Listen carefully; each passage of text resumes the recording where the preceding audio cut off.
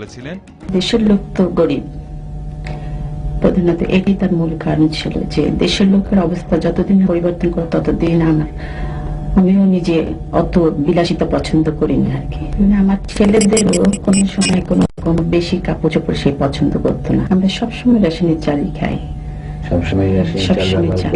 মায়না যা পেতেন সত্যি কথা বলতেন না, আর মায়না ছিল বোধহয় পে স্লিপ যা আসতো আর কি 2200 বোধহয়, উনি 10% আবার দিয়ে দিতেন।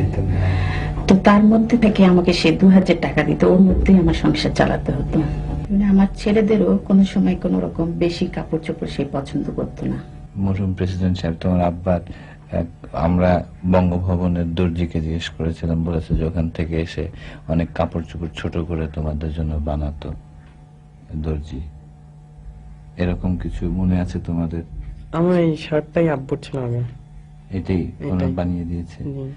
তোমার মনে আছে কোকো এরকম কোন? আমার দুটো প্যান্ট ছোট করে বানিয়ে দিয়েছিল। তোমার আব্বার প্যান্ট ছোট করে বানিয়ে দিয়েছে।